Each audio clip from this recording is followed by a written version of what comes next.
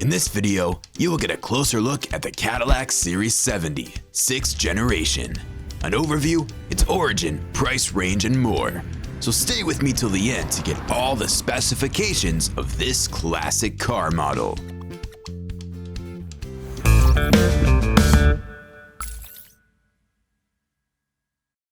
What's going on? This is the Classics Dude again. The years 1957 to 1958 saw the production of the 6th generation Cadillac Series 70. Like the previous models in the range, the 6th generation models were designed by Harley Earl. The predecessor of the 6th generation Cadillac Series 70 was the 5th generation of the series, which was introduced in 1954 and was being modified up until 1956. And it was succeeded by the 7th generation between 1959 and 1960.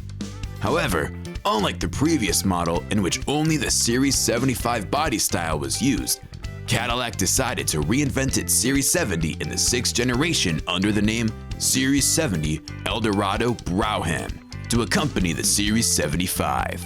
Therefore, the body styles that were available for these model years were the 4-door hardtop of the Series 70 and the Series 75 4-door sedan and 4-door limousine, both of which had jumper seats.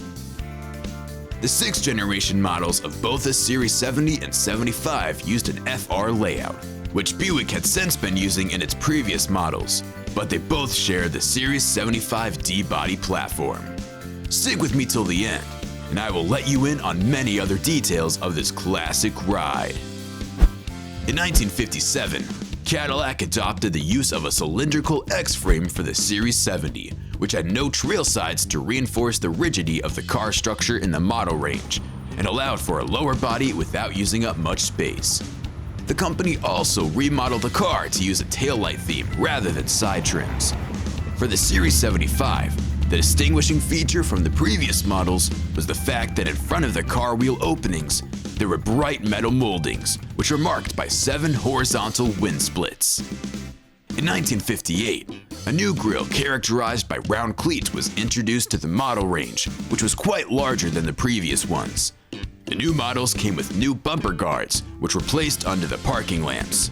They also featured new headlamps and the front fenders that were decorated with small chrome fins.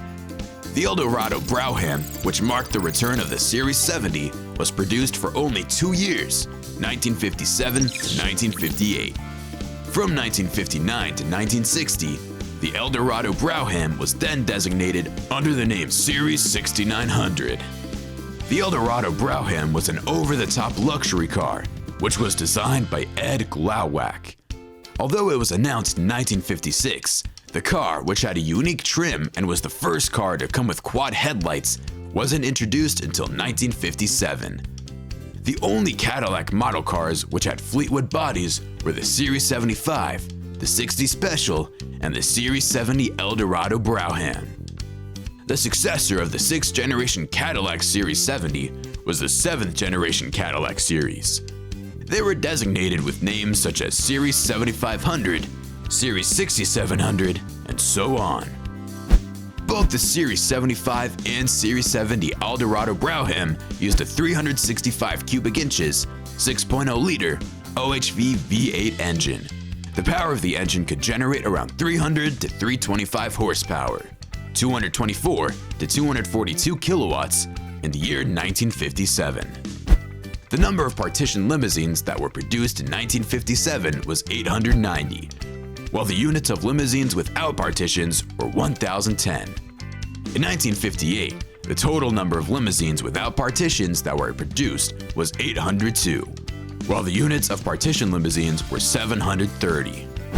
I did promise you all the major details of the Cadillac Series 70, 1957 to 1958 model, so at this point, we will be looking at the price of these cars.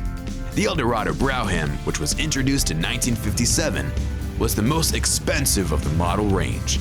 It was sold at $13,074 at the time, which in today's market is $131,357. The cost of the 1957 limousines is around $73,826.85 in today's market. The cost of the 1958 limousines is around $82,741.16 in today's market. That's all for today, guys. I'm sure you loved this video, so hit that like button and stay tuned for more classic car videos.